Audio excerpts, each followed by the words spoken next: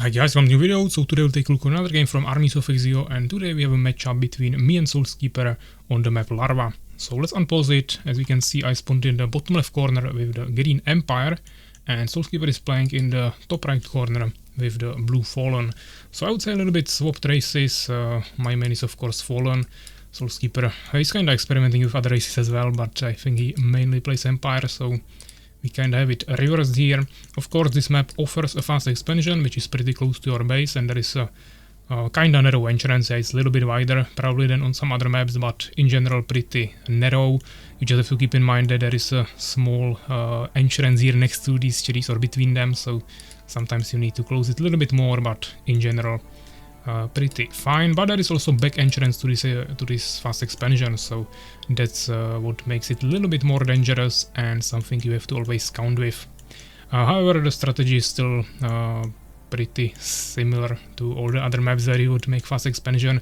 Usually you just make a front base here in the wider entrance, and then the narrow one you maybe close later with like a tower and one building in front of it, or you can even leave it a little bit more open and then just close it behind it with some towers or just units. But in general, of course, yeah, this is a weak point. Someone could try to like rush you here when you make this front base, especially if they have like a really strong timing push race, but still this seems to be the meta, so we are going with that, trying to prepare for the potential expansion. But the most important thing is that we sent a peasant here, we scouted them, or I mean scouted the buildings of Soulskeeper here, and we know that he didn't make an expansion and he's opening with Deformer into double hive. Of course there is always an option that the enemy can like expand somewhere else immediately, but if you have some basic knowledge of the timings and how long it takes to finish some buildings, then even without the timer you can kind of figure out based on what buildings you already have and how many resources you gathered. You can figure out what the enemy has done based on the buildings you already saw. So when I saw a Deformer and two almost finished hives, I just knew that he couldn't possibly have also resources for an expansion this early on, so I didn't really need to scout anything else. However, I am still keeping my peasant here because he could easily now stop producing everything, didn't make this soul trap, and he could start the expansion now. So we are definitely checking for that, making sure he is not expanding while we are not expanding. If we can stay on the same amount of bases against Fallen, then even if it's just one base, it's still good for me, because Fallen usually tries to get a heavy macro advantage, and if it's not happening, you should be usually fine. However, here I scouted the soul trap. It wasn't finished yet, so I couldn't see it, but first of all I saw the scale of the circle on the ground, which is smaller than incubator, so I would already know there, but also I could have just clicked on the building and checked that, so we know it's soul trap. Now he's starting with Vengeance Hall and no expansion, so just based on this I can pretty much really easily say that he is going for Stingers into Nightmares, potentially some Matriarchs later, but there is basically no other option. Yeah, it could be like really fast Avengers, but basically no one does that, and it's not even that good. Yeah, I would just kill that with Pikeman, so he is definitely going Stingers into Nightmares timing push, which is a really powerful Fallen strategy, especially against Empire. But since I of course main Fallen and I know what counters my strategies, because I also like to do this strategy from time to time, I exactly know how to counter this strategy, and that is with towers, because it's the biggest weakness of Fallen, and especially this strategy gets pretty heavily countered by towers, because it's really highly dependent on successing in that timing push. You know, it's basically everything into that, and if it fails, you pretty much fall behind. And the way it fails is by, of course, blocking everything with towers and having narrow entrances, because then the Stingers just cannot do anything there, especially if you can lock the other small remaining entrances with your units. So that's why we are also getting Swordsman, because Swordsman and Priests are actually a pretty good combination against this. If he messes too many Matriarchs, the Priests become a little bit weaker, but usually you want to time the timing push with this strategy, or at least how I do it, is 6 Nightmares, 2 Matriarchs, and then just how many Stingers you can get, which is usually around 20. So I don't know if he of course knows the perfect timing for this, but I think he will attack around that amount, and with just 2 Matriarchs the Priests are definitely worth it. He might not even have mana depletion yet. I also need to get trailblazing definitely, so we can just move around really quickly. I really quickly got my Phoenix up, And now I'm checking once again, just double checking that he's actually going for this strategy, which I definitely confirmed now. Even made actually Soros Shrine before second Vengeance All, which is not too usual, so now we also know that he's probably trying to rush mana depletion and matriarchs, even though he's not actually producing any yet.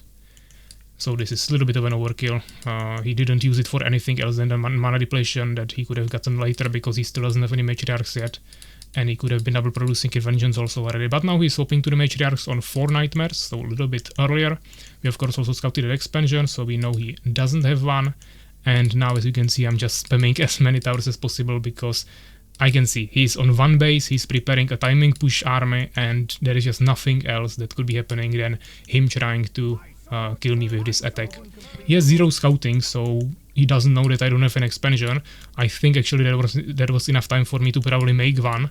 I could just make 4 less swordsmen, make an expansion, and with these towers I would be still fine, but I wanted to play this really safe. I just knew we are 1 against 1 base, and yeah, I could potentially get some macro advantage, but the main goal was of course mainly to survive this attack. So I'm coming back with my Phoenix, checking in his base. Seems like he's now accumulating resources for expansion. This is a mistake, of course. If you want to make this timing push, you have to invest everything into it. Now he doesn't even have his matriarchs there yet, so he'll still have to wait for them. And he's also wasting resources on expansion now. Of course, it's good to attack and behind that expand. But if he wanted to expand, he could have done that already way earlier. And if he wanted to time push me, then he should have as many units for it as possible. But he also needed scouting. If he would have a scout here and saw that I have 3 towers here, he should immediately swap away from this strategy of timing push. But okay, he killed my Phoenix, so I lost my vision for a second. We will need to probably produce a new one. I'm getting my blacksmith only now, so pretty late.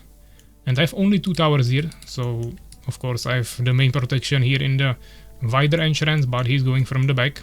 However, 2 towers is still definitely quite a lot, yeah. He can attack me only with those 4 nightmares, matriarchs cannot attack buildings, and the stingers shouldn't be able to get there if I can block it in time. And even if not, I have so many units that I will just kill them. I could also bring few peasants for repairs, but there is no way he can kill 2 towers with 4 nightmares, so I'm definitely pretty safe here. Unfortunately, now I just ran out of my base to potentially see if he's around here. Of course, I will still pull back because I don't want to get surrounded somewhere in the open field, but it was kinda unlucky that he pushed here at the exact same second. Fortunately, he started hitting this tower with the nightmares, while the stingers went for this one. Fortunately, they didn't really do anything. He is kinda killing the towers, but in the meantime, I already killed 2 of them with my towers. I killed all the stingers with my swordsman, and now I just pushed him away. I'm immediately flying with my Phoenix to his base just to check if he's actually expanding behind this push, because it seemed kinda weak. He didn't have as many units as he should have, so I was kinda suspicious that he probably expanded behind this, and since I unfortunately lost my Phoenix before, I wasn't able to check fast enough. However, I went for my expansion anyways, no matter if he expanded or not, and as you can see, I got, of course, teamwork, which is one of the most powerful macro mechanics in the game, and it allows Empire to really quickly get back into the game if you fall behind a little bit on the resources. Because as you can see, already finished his Dark Fortress. I just started my Town Hall, but it's already 50%, so he's gonna get basically 0 advantage from this, and that's really gonna help me a lot. I didn't pre-make too many peasants, so now we are a little bit short on them, but population is the same. He also doesn't have the best saturation here, and in general, the resources are pretty much balanced. I definitely think my army is stronger now, even though, yeah, he has lots of casters. He just needs to spam lots of stingers in front of this, and it will be probably stronger. But I also have all the towers here, so there is no way he can push me on these 2 bases. It's just that I'm playing Empire, and it would be nice to get a 3rd base as well. But we still have teamwork and everything, so we should be able to quickly recover from this. I'm repairing my tower. We will of course rebuild at least 1 or 2 again here.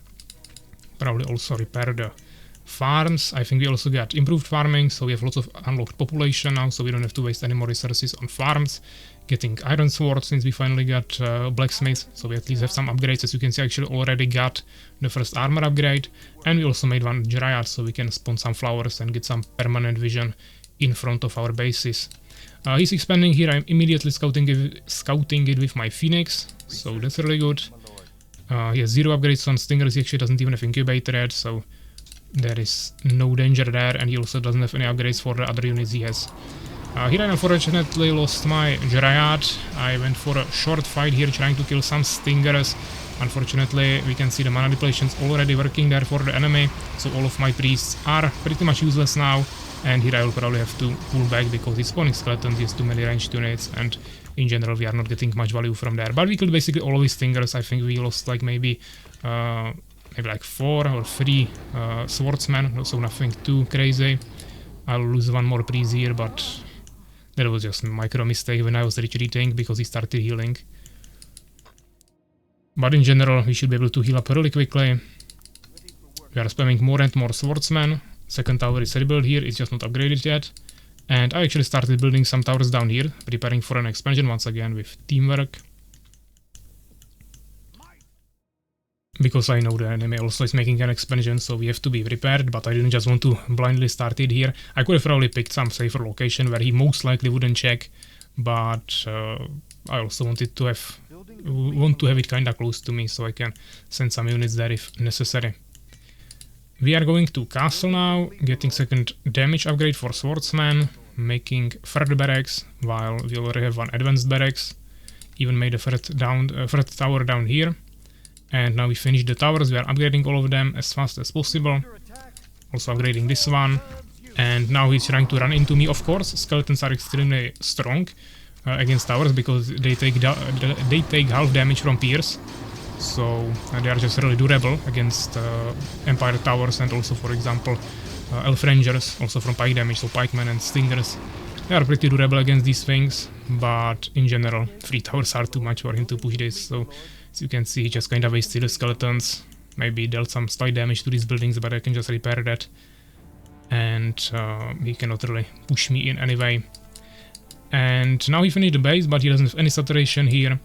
And he should know that I see the base, so that's not really any major advantage for him, that it would be like secret.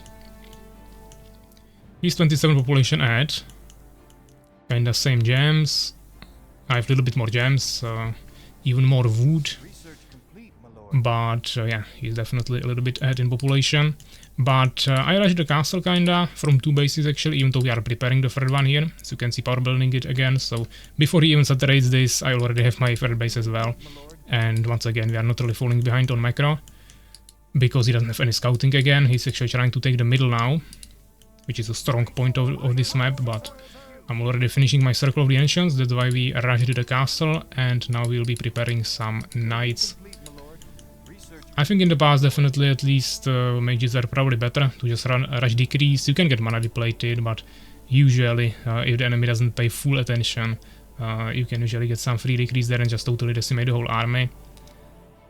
Of course, once there is also Voidwalkers and Matriarchs, it's a little bit more difficult, but in general, I think mages were maybe more valuable to go first, but after all the nerfs we did to them, like reduced maximum mana and also Disciples are more expensive, Decree has shorter range, and also longer launch time. I think Knights are actually more valuable to rush now, because combination of Knights and Priests is really powerful. Yeah, he's kinda close to my base here. He's sending Stingers to these 2 entrances instead of checking this, so he's still giving me some time, but obviously he has so many units that 3 towers won't do much to him. I would need to like make some barracks in front of them, but I didn't really have resources for that. But I already have 3 knights out, making 4 more, utilizing all of my barracks. Unfortunately now I ran out of resources in my main base, so he did as well, of course, but he has more options now. So I have to start playing actively, otherwise he will just fall behind, because now he's getting into that macro advantage. He also made some Avengers, because he just saw I'm just playing really turtle heavy here with towers, so he needed something to break through. And maybe actually scouted this before, because now he's coming with Avengers right here, instead of checking with other units, so he maybe checked it before. Obviously Avengers are basically immune to pierce damage, and they take like 20%. Plus they have free armor, without any upgrades. But yeah, we are going for the push. And it doesn't seem like I have too strong army, and his army is definitely dangerous. Lots of casters there. Even Avengers here, Stingers. But I have Knights, and Knights and Priests are just a really brutal combination. Unfortunately, 3 of my Priests went through here. He could have easily mana depleted them. Fortunately, he was really slow there, so he only killed one. And now just bless everything, come here. He actually mana depleted my knight there. Mana depleted few priests, but I have so many of them that the other half of them is still on full mana. And I should have resurrection ready probably. He didn't actually destroy the town hall yet, but I think he will do it. He's now trying to kill my peasants that are repairing it, as you can see once again. Teamwork is even usable for repair, so that's absolutely stupidly crazy, and we have just infinite HP on this town hall until he can kill the peasants. And we forced him away. We saved our third base. I think I already... No, actually I brought the peasants here, and I power built another base during the fight. Those were the peasants from my main base, where we ran out of gold, so I already have 4 bases actually. And he's also on 4 bases. Of course, we both have only 3 gathering. Now he's returning to the middle, but I didn't really lose basically any units. I have 0 anti-air, so he should definitely try to utilize that, but I knew that he didn't even have incubator, so he still doesn't have wild cocoon, and I mean, dimension gates and going for like builders is also not too realistic for him, so I wasn't really too scared of that. Also, we could easily make some phoenixes and elf rangers if necessary. He's still trying with the mana depletions, but we have so many priests that it just doesn't matter. And I could also play it a little bit better and pull them back, but I just knew that we have so much stronger army that it's pretty GG already anyways. So we just surrounded here, clear it up, destroy all the buildings, which is of course even more resources lost for him. We are also getting the obsidian tower now and disciples finally. So we are actually playing this without the disciples even. It's still good that I have some of these swordsmen here, because they can get auras, and now we have also armor aura. This guy is already level 4, so if he gets to level 5 he'll have even stronger aura, and if he dies we still have 2 other with auras, so that's fine. And even we already have 1 knight on level 3, so that's also HP aura. It's the lesser aura of vitality, which is 25 HP to all nearby units, and the lesser aura of absorption, which is 1 armor to all nearby units. Of course, if we want to get the maximum value of the Empire army, we should have all the auras potentially, so you should have few pikemen there for the attack speed, few elf rangers for damage, and I mean, in ideal scenario also a Valkyrie with level 3 or 5 for movement speed. That could also help quite a lot to make the whole army mobile, but I mean, Empire army is already quite mobile. You can also get Litany if necessary.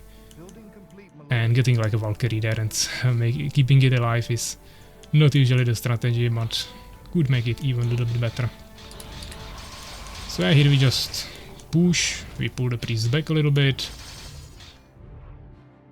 He doesn't even have any towers, but at the same time he has ranged units and it's a narrow entrance, so I didn't really wanted to walk into this, even though we could probably kill him there.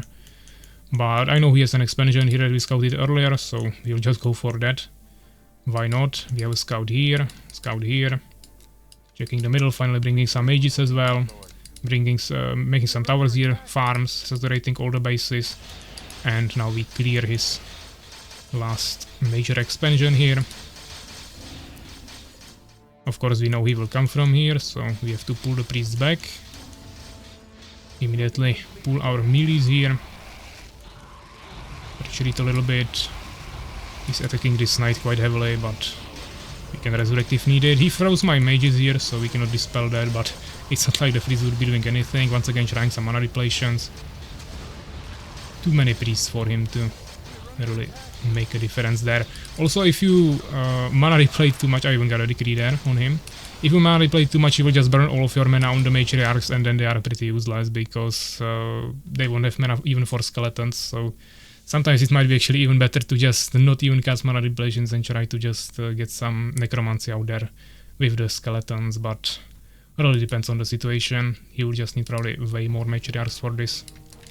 But yeah, in total of course, a really good kill-loss ratio here, 121 against 29, even though he produced like double the amount of units, and that was without metamorphosis. Way more experience, researches, and researches are actually kinda balanced in the end. He got only like 15 more gold.